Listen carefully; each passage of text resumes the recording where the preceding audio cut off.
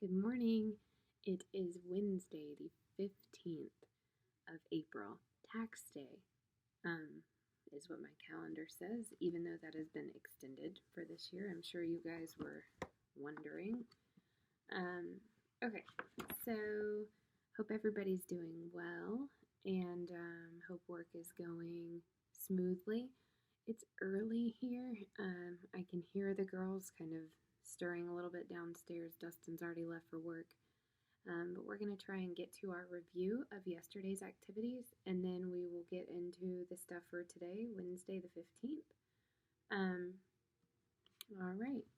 So first, let's review yesterday's math. You guys know that this has all been scanned in, so you can check it under the tab that says answers or review from yesterday. Every day I scan in the previous day's activities so that you know if you're on track, okay? We're also trying to set up like a Zoom or a class meeting for Thursday at 11 o'clock, okay? So in order for it to work, everyone has to be on a device of some sort at 11 o'clock on Thursday, and you look for my invitation in your email, okay? The invitation for this group meeting will be in an email. It'll probably go out sometime today, if not early Thursday, but it will be before 11 o'clock Thursday. So look for it. I'll also give some instructions on how to access it. But today you might want to play around with Zoom, maybe see if you can connect with a friend and talk, but tomorrow we're going to try and do our group Zoom at 11, okay? So here is yesterday's math review. This was for April the 14th. This is a pretty simple one. Remember, we were just looking at the money that Sydney earned. We know that she got $947.53 on her paycheck. However, in conjunction with tax day today, we find that she had to pay a pretty good amount of money in taxes. She had to pay $215.48.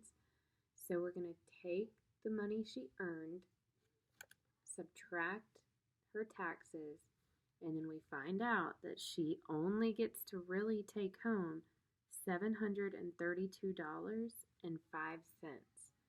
Okay, so that is her take-home money after she pays her taxes. And then hopefully she's saving some of it. Maybe she's helping with some payments around the house. Maybe she has a cell phone bill. But, let me see. There we go.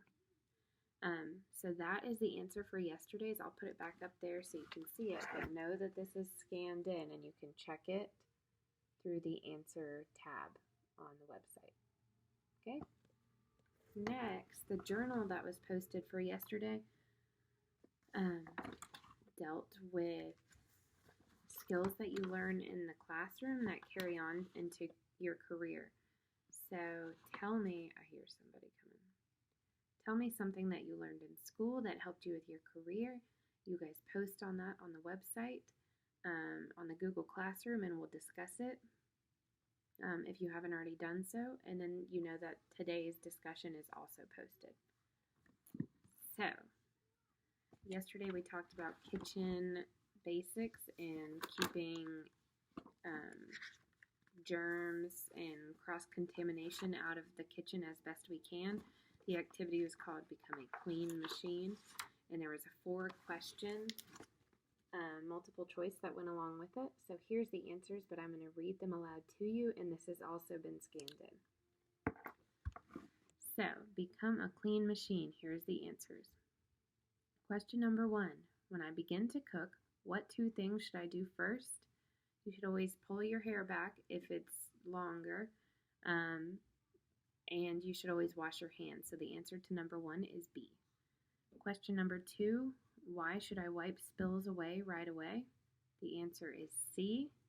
A spill might cause an accident. Good morning. How are you? Pretty good. Question number 3, why should I wash the counters before I start cooking? I just washed them after I made my last meal. The answer is A. You don't know what's been on the counter since you washed them last. Good morning. 2 sleepyheads. Maybe you want to climb up there with Kate? Katie, there is a milk for you in the fridge in a pink cup if you want it. Okay? What kind of milk? Chocolate milk. Can you please get it? I will get it when I'm done with this, or you can go get it yourself. I put it on the bottom shelf. I'm too tired. You're too tired. Well, I'll get it in a minute. I forgot to stretch. You forgot to stretch? Well, you can stretch.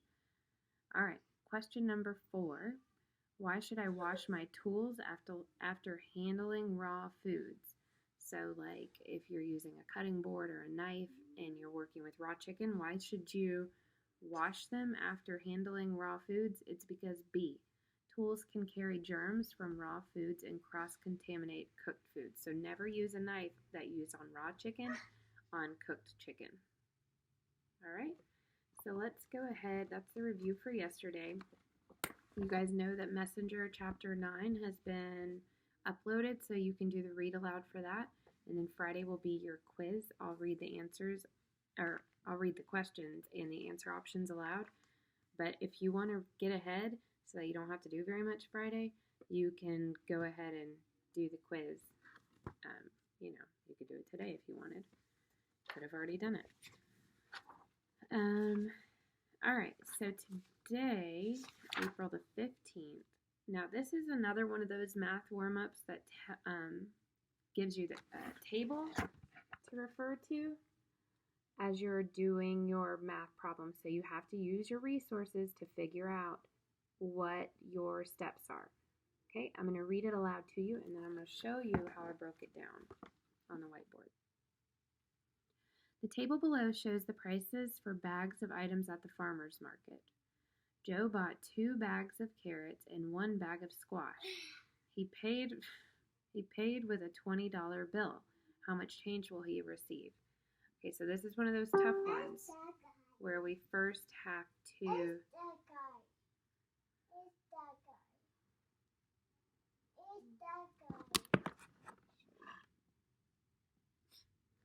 Amy's trying to figure out who's on the show. Okay, so we're going to use this chart. We know that Joe bought 2 bags of carrots and 1 bag of squash. The chart tells us that the carrots cost $3.77 and the squash cost $4.85. These are all very expensive farmers markets that these people are visiting, but it is what it is.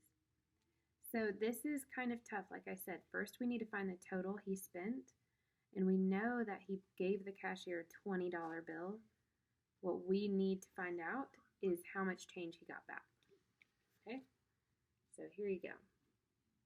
First, you need to find the price of 2 bags of carrots. So take the price of the carrots, 3.77, and multiply it by 2, because you're buying 2 of them. 377 times 2, and that will give you the price for 2 bags of carrots. Okay, so once you have the price of the 2 bags of carrots, you know that you also need to buy squash. So you're going to add the price of the squash to the total of the carrots. So the squash is 4.85, and then that'll give you the total spent. Okay, so this is how much, what's their name? Joe. That's how much Joe spent altogether. And now we're going to take that total and put it under the 20. And we're going to take 20 and subtract everything we spent. And that'll tell you how much change the cashier is going to give. Okay, so I'll pause it here. You want frozen? We'll put that on in a minute, okay? Always wants to wear this frozen dress. Okay, so pause it here. This is how you want to break it down. Tomorrow this will be scanned up so that you can see my example of how I did it. Just do your best. Use a calculator. There's a calculator in the front of your binder. Use it. Yes, Amy? Yes, Katie. Katie can, oh, you want to wear that? You want Katie to help you? No, Mommy. Let's see if Katie can help. Will you help her put this on and I'll go get your chocolate milk? Everyone is just a big, happy group of morning people over here. Isn't that right, Amy? Okay, so for the journal for today, what types of careers do you think would be beneficial for someone who learns best by images and appreciates visual appeal, details, or the general appearance of an item or area in one form or another? This is a fancy way of saying, do you think that you would work best in a career where you learn your skill by watching others or by using images or visual instructions? Sorry, I'm trying to help Amy put this frozen thing on. So, I want you to simply answer this question for your journal. I'm going to zip it. This is the breakdown. Would you work best in a career where you... I'm going to zip it. Would you work best in a career where you learn your skills by watching others or by using pictures and instructions like step by step what you need to do that day? So would you work best in a career where you learn skills by watching others or using images? Okay, so this is what I want you to answer. This is in your binder is a very fancy way of asking if you learn better by watching others. Okay, so that's how I want you to answer it. It will be in the Google Classroom for discussion for our whole group. Let me help her put this on, and then we'll get to our last activity. Mommy, I forgot the feet. I know, that's what I'm working on. Come here, Ames. When are you going to give me my chocolate? I think you can go get it out of the fridge. Yeah. Well, then you're going to wait until I'm all done, okay? I set it up special so that you could get it yourself. I already poured it. It's in a cup on the bottom shelf. All right. What do you say, Amy? Thank you, Mommy. You're welcome. All right. I'll get it. Okay. All right. So we're going back to interview skills today for our last activity.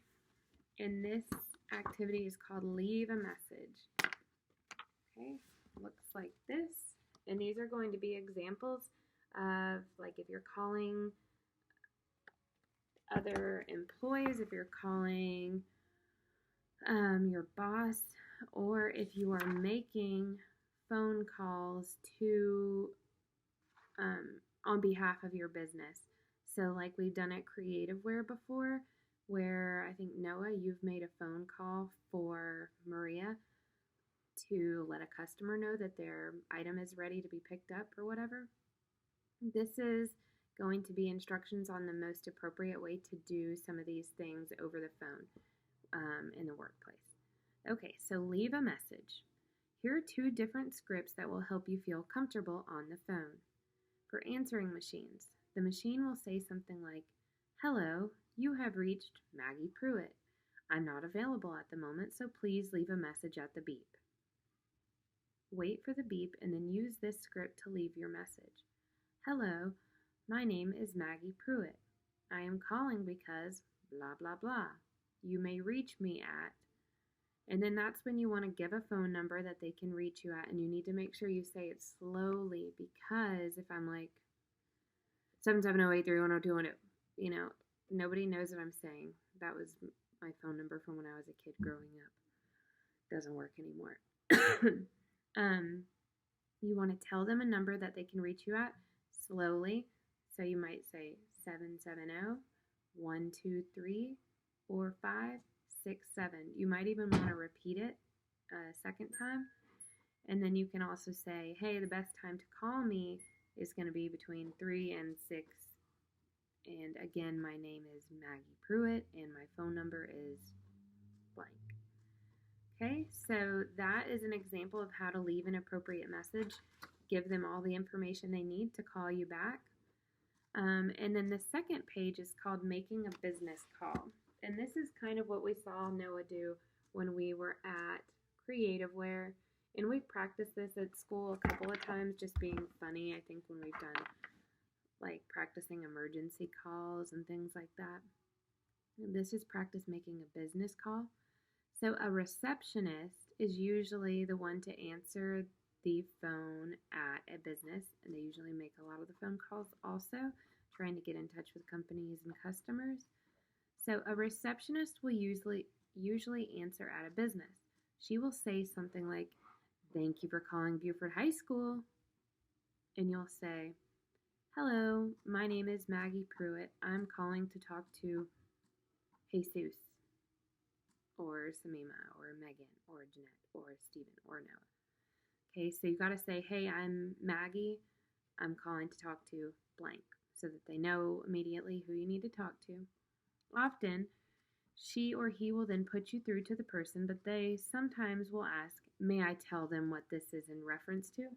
Hey, you got it. Good job. So that's when they say, "What is this in reference to?" That means like, what do you want? Why are you calling? So then you'll say, "I am calling because I want a mocha iced coffee," or whatever. And then they'll put you through. So at the bottom, this is going to be your assignment. It says to leave a message on your teacher's school answering machine. But listen, we don't have our school answering machine accessible right now. So this is going to be kind of fun. What is it? The sock? Is that better? So what I want you to do for this assignment is to pretend like you're going to listen to a message and you're going to practice recording a message. So if I said, "Hey, this is Maggie Pruitt, please leave a message at the beep," you're going to record yourself practicing leaving these messages and then email it to me. Okay, so you can do that with the video on your cell phone. You can do it through video on your computer or iPad.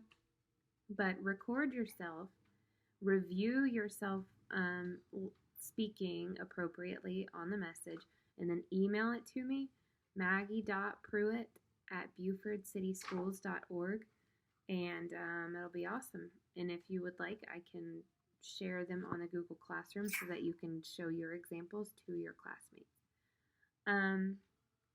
All right, so that's about it. There is a rubric that can be used to grade how well you did on recording that. If you don't have a way to record it and send it, it's okay. I want you to find either a parent or a sibling, grandparent, and practice calling, leaving messages, kind of act like you're acting it out, so that you have the appropriate communication over the phone. Okay? That is it for today. Sorry, this video is a little bit longer. We're about to hit 20 minutes. But I hope you guys have a good Wednesday. I love you all, and I will talk to you soon. Amy, say bye-bye. No.